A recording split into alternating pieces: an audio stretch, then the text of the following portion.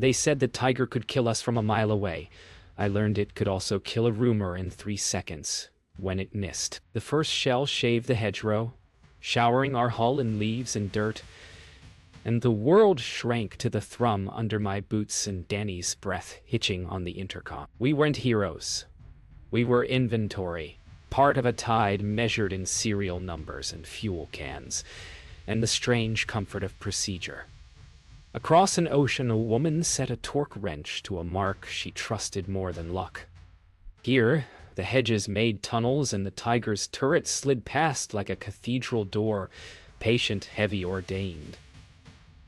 Doctrine said, don't duel. Doctrine said, move, smoke, call friends. We did. And the gunner's prayer met the driver's grit. And the tiger's myth scraped bark instead of steel. Somewhere, a foreman cleared a jam on a line, and another crate rolled forward. The argument wasn't about fear or courage, I realized.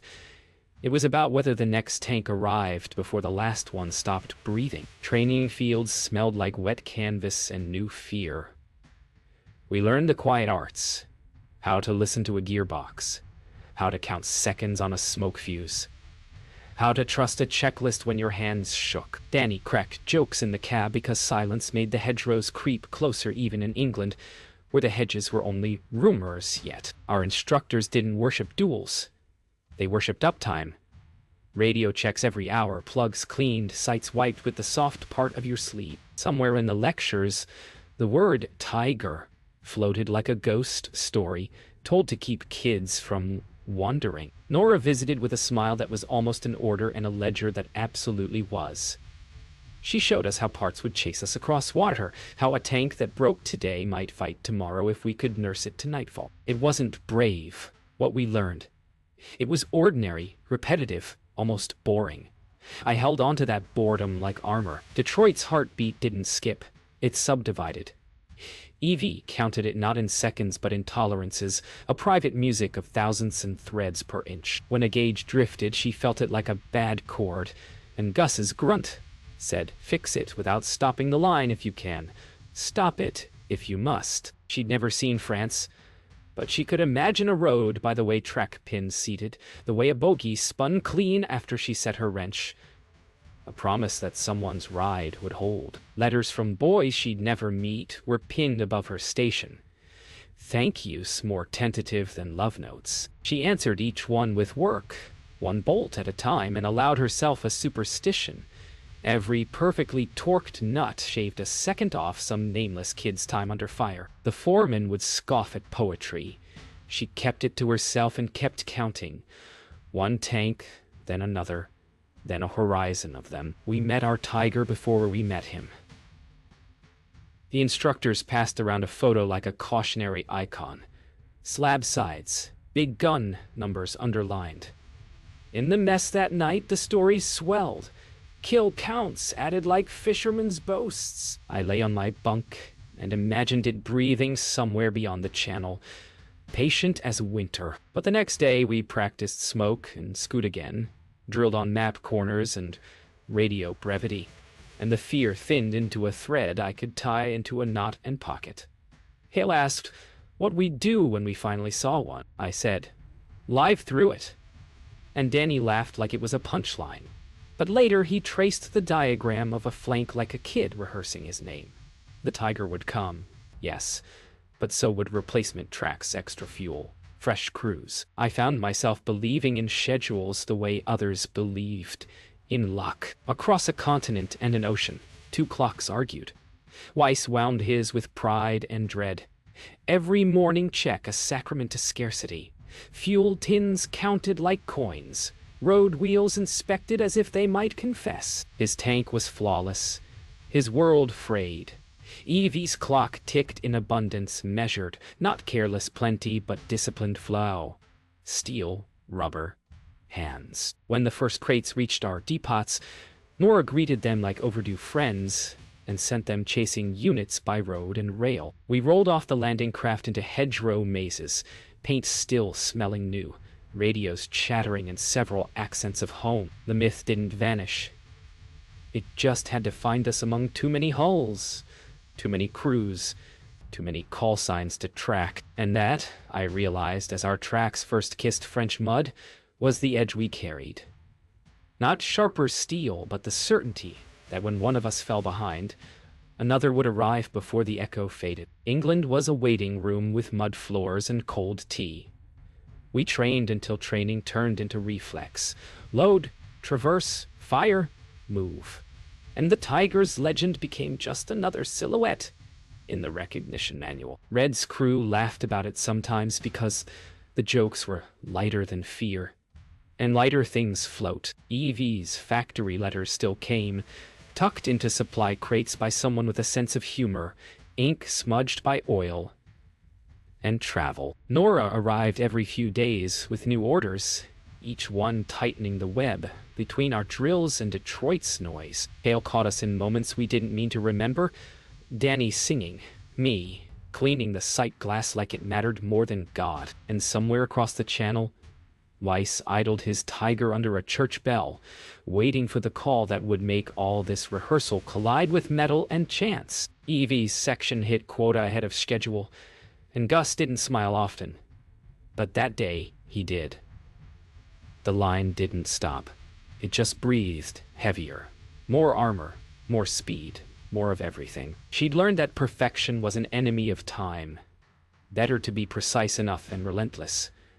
The war had turned her into a metronome. When she closed her eyes at night, she could hear the hammers like a lullaby, syncopated with the trains leaving the yard. Somewhere in Europe, she imagined one of her bolts holding against recoil, one of her measurements surviving mud and miles. The newsreels called their tanks Shermans. But to her, they were thousands of anonymous sons she helped send overseas. Weiss's Tiger unit received their final inspection before crossing into France. His men polished the armor as if the sheen itself could stop shells. He knew better, but he let them believe in ritual. Every war needs its illusions. Fuel trucks came late, parts came later, and command's orders spoke of glory measured in kilometers that barely existed anymore. Weiss read the reports, Shermans multiplying, allies filling the sky with metal. He traced the map lines with his gloved finger, wondering if the world had decided quantity was its own kind of genius. For all his precision, he envied that madness. In our tent that night, Hale read aloud from a clipping about the Detroit line. 1 tank every 30 minutes. Danny whistled low and said, "Hope they're saving us one." We laughed. But I felt a strange kind of faith settle in. There was comfort in being part of a number that large, in knowing someone was solving survival through arithmetic. Nora appeared again, eyes bright from lack of sleep, speaking about supply chains like a priestess reciting prayer. Everything connected, everything moving, she said. "Keep your tanks alive and we'll keep you fed," I nodded, because I wanted to believe that behind the fog and ocean, someone's hand was already turning the next wrench. The crossing orders came before dawn, written in the kind of ink that smudges when held too long. Red didn't tell the crew right away. He let them finish their coffee first. The channel smelled like rust and destiny, and even Danny stopped joking when they rolled onto the landing craft. Hale's camera clicked once, twice, then stopped, as if even film should hold its breath. Evie, half a world away, was just starting her shift, unaware that her work would soon wake in fire and mud. Weiss checked his Tiger's bearings for the 3rd time, as though control could be built from ritual. And somewhere, the argument, the one about quality versus quantity, was getting ready to prove itself in smoke. We landed under gray skies that felt like a lid over everything. Smoke, fear, salt, and prayers thick as the tide. The ramp dropped, and the ocean decided who was brave and who was just next. Our Sherman groaned as it clawed up the beach, tracks biting through sand mixed with metal shards and splintered timber. The air was all sound. Shells, shouts, engines. Everything happening at once, too close to think. I remembered Danny's voice cutting through it. "We're still rolling, Red. Still rolling." And he was right. Behind us came more craft, more tanks, more noise. The sea kept vomiting steel onto France, and for all its chaos, it felt orchestrated.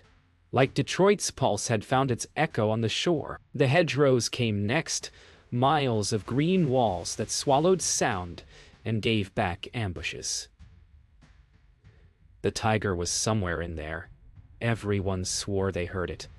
The low growl that didn't belong to any of ours. Red's crew moved by instinct now, stopping to listen, engine idling low, hearts sensing to the machine's rumble. Hale followed in a jeep, every click of his shutter like a heartbeat refusing silence. Nora's supply convoys crawled through mud-choked lanes, maps rendered useless by flooded ditches. Somewhere behind all that, EV's tanks kept arriving, each one a replacement heartbeat ready to join the rhythm. War had turned into a factory without walls, running on noise, fear, and numbers. The first duel came faster than thought. The tiger appeared where the road bent, like a bad miracle. Its gun swung slow, deliberate, the kind of movement that made seconds feel like years. Red shouted coordinates. Danny jammed the throttle, and we slid sideways into a ditch as the shell carved the air where we'd been. The sound wasn't an explosion. It was the world folding. The gunner's hands shook until Red steadied them. "Don't fight it," he said. "Make it miss again." We laid smoke, called artillery, vanished into our own dust. Somewhere far from here, Evie's hands twisted another wrench, tightening another promise. The tiger roared again, but the map was already changing. After the fight, the world was quieter but smaller. Red checked the tank like a medic, hands moving over metal as if it were flesh. Hale climbed onto the hull, photographing the soot and dents, the small miracles of survival. Danny sat cross-legged on the grass, shaking, laughing at nothing.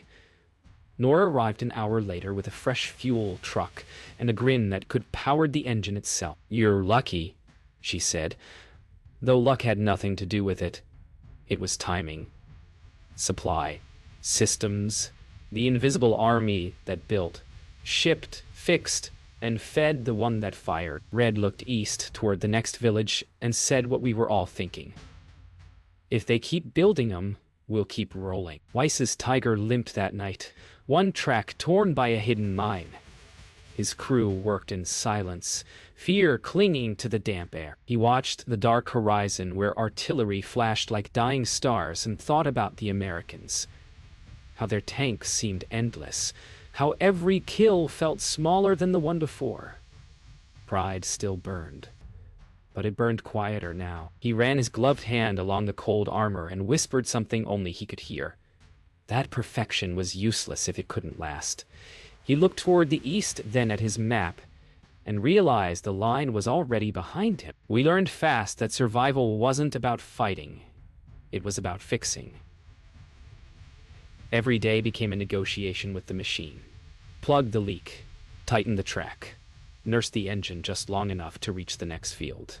Red's crew worked like surgeons, each clang of a wrench a heartbeat. Danny joked that if the tank could talk, it'd curse us for keeping it alive. But under all the grease and fatigue, we understood the rhythm now. Move, repair, repeat. Nora called it logistics, but it felt more like fate. Every crate that arrived was an answered prayer. Every bolt another chance to keep rolling. We weren't fighting tigers anymore.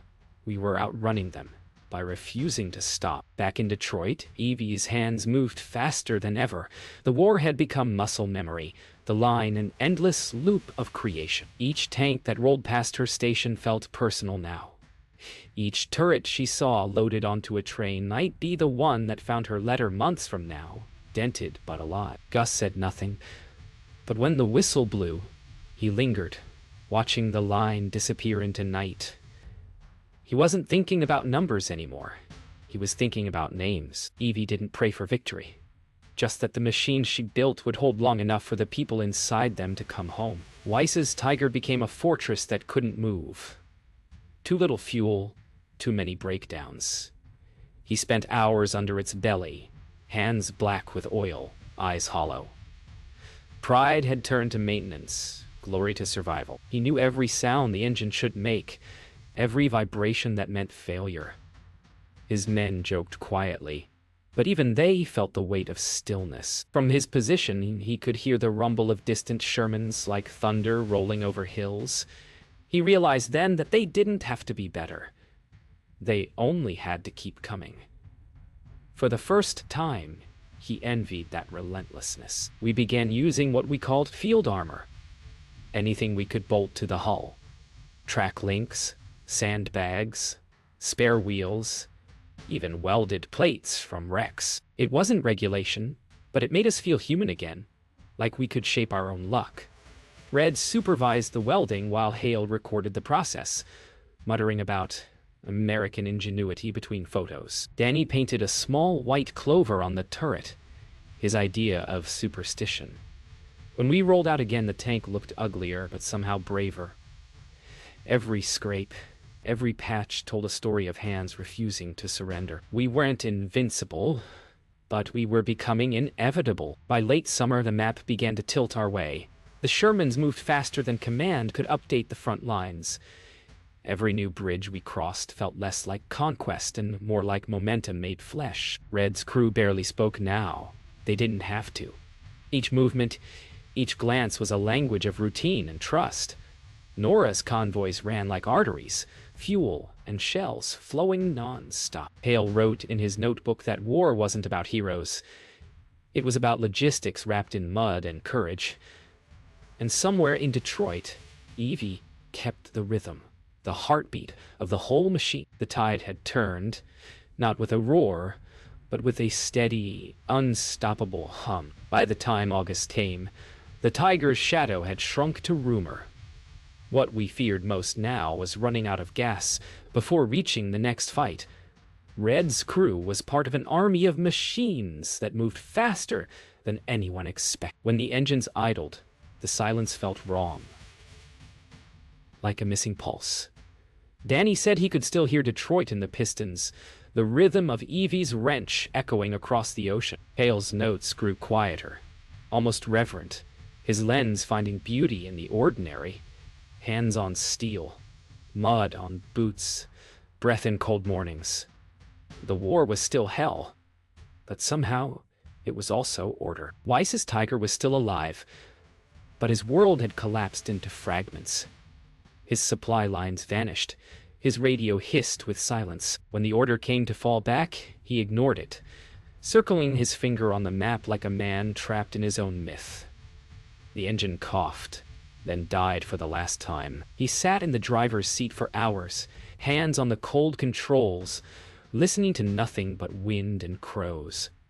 For all its strength, the Tiger had become a monument to what happens when perfection stands still. He finally climbed out, looked toward the west, and waited for the hum of inevitability to find him. Nora's supply columns now moved like veins across the map.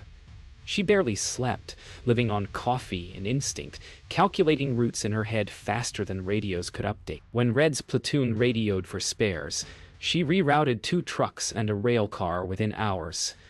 It's not heroism, she told Hale when he asked how she did it. It's accounting done under fire. He wrote that down, smiling, because he knew she'd just described the war better than any headline ever would. The Shermans rolled, and so did she. One moving part in a system built from millions of hands that refused to quit. Red's Sherman led the column through a field that had once been a battlefield. Burned armor lay half sunk in mud, steel tombstones marking where courage and luck ran out. Danny slowed, eyes scanning the wrecks. "We could have been any of them," he said softly. Red didn't answer, he didn't need to. They both knew the truth. Every one of those hulks had bought them another mile, another hour, another chance. The Tiger had power, but the Sherman had momentum. And momentum, once born, doesn't die easy. Somewhere, Evie tightened another bolt, maybe the one that would outlive them all. By the end of August, the front broke wide open. The Tiger units were splinters, their roar fading into memory. Red's crew pushed east with barely a pause, engines groaning, tempers frayed. hearts unshakable. Hale's final dispatch spoke of a war won by wrenches as much as rifles. Nora's logistics web pulsed like a living thing, and Evie's factory never slept. Somewhere beyond the map, Weiss watched columns of Shermans roll past his captured tank, a tide of steel that needed no introduction. The myth had lost its crown to arithmetic, and as Red's Sherman disappeared into dust and sunlight, the voice oversaid what the war had already proven. They built Tigers. We built 49,000 Shermans, and that number ended the argument. France fell behind us in a blur of mud, smoke, and worn-out engines. We didn't feel like victors, just survivors of an endless assembly line that stretched from Detroit to Berlin. Every sunrise meant another startup sequence, another prayer to the gods of maintenance. Red's crew had stopped talking about home. It was something they'd remember later. Maybe. For now, the war felt mechanical, humming through the bones of every soldier who kept it moving. Danny said once, "It's funny. We're not fighting. We're maintaining forward motion." He was right. Victory wasn't a flag or a speech. It was an odometer that refused to stop turning. In Detroit, Evie barely noticed the end of summer. The line never stopped, not even when rumors of victory trickled through the loudspeakers. She'd stopped counting tanks somewhere after 30,000. The numbers blurred into the sound of endless clanging. Gus had a new limp from an accident but refused to take leave, saying, "They don't get to quit, so neither do we." Evie's fingers ached, calloused from tools, but her focus never wavered. She wasn't thinking about glory, just about keeping promises she'd made to faces she'd never meet. Somewhere overseas, one of those promises still rolled forward under Red's command. Somewhere near the Seine, Red's tank hit a minefield. The blast lifted them like dice from a shaken hand. When the dust cleared, no one was laughing. The left track was gone, engine smoking, radio dead. They waited through the night, wrapped in fog, unsure if they were alone or surrounded. Danny hummed softly. Something from home, cracked and off-key, but stubborn. Red stared at the horizon, teeth clenched, counting seconds by the tick of cooling metal. When the recovery crew finally arrived at dawn, he didn't say, "Thank you." He just climbed out, nodded once, and started helping them bolt on new track links. The war didn't pause. It just caught its breath. Weiss was captured outside a barn north of Chartres. He surrendered without a fight, stepping down from his disabled Tiger like a man leaving church after the sermon was over. The Americans treated him with wary respect. He was still a soldier after all, even if his machine had lost faith. When Hale interviewed him later, Weiss said quietly, "We built weapons of fear. You built tools of persistence. Fear runs out. Persistence doesn't." Hale wrote the line in his notebook and underlined it twice.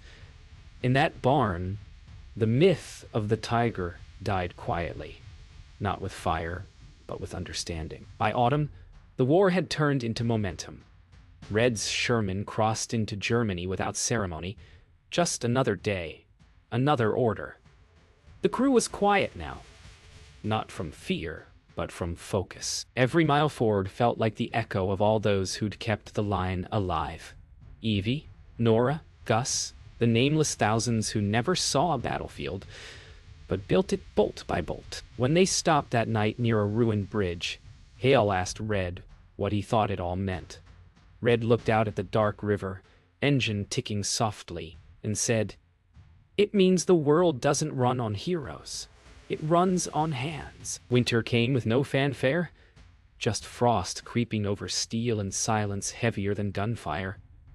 The war had become a whisper, the front lines dissolving into surrender and rumor. Red's Sherman sat idle for the first time in months, its engine cooling for good this time. Danny lay on the hull, staring at the snowflakes melting against his palms, murmuring, "Guess we made it." Red didn't answer. He just watched the horizon, the same way he had on the first day, searching for the next order that didn't come.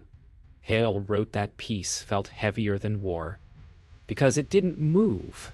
It just waited for you to feel it. In Detroit, Evie got the telegram. Hostilities ended. Europe. The factory floor didn't erupt into cheers. It exhaled. Wrenches slowed, belts wound down, and for the first time in years, the noise stopped. She stood there, hands trembling, unable to believe silence could sound so alive. Gus approached, his limp louder than the room, and placed a small tag in her palm.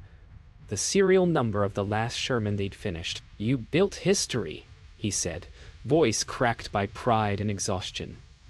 She nodded, eyes shining, whispering back, "No, we built them home." Hale's final dispatch went out that week. He wrote about hands instead of heroes, hands that riveted, welded, loaded, and wrote letters home. He didn't mention glory or conquest, just the relentless motion that carried ordinary people through extraordinary days. His editor wired back, "Too quiet, needs triumph." Hale refused to change a word. He'd seen enough noise. As he mailed the story, he thought of Weiss, Red, Evie. All of them caught in the same rhythm of making and mending. The real triumph, he knew, was in the silence after the engines stopped, when the world waited to see what it could build next. Weiss sat in an Allied camp, uniform stripped of insignia, his hands wrapped around a tin mug. Across the fence, rows of captured tigers stood silent, their turrets sagging like beasts put to sleep. He watched the American mechanics inspecting them, curiosity instead of hatred in their eyes. He smiled faintly. It was a good ending, he thought. The machines had done their part. Now it was up to the men who survived to decide what kind of builders they would be next. He looked at his hands, calloused and scarred, and wondered if they could ever make something that wasn't meant to kill. Months later, Red returned home to an America that looked smaller, but somehow newer.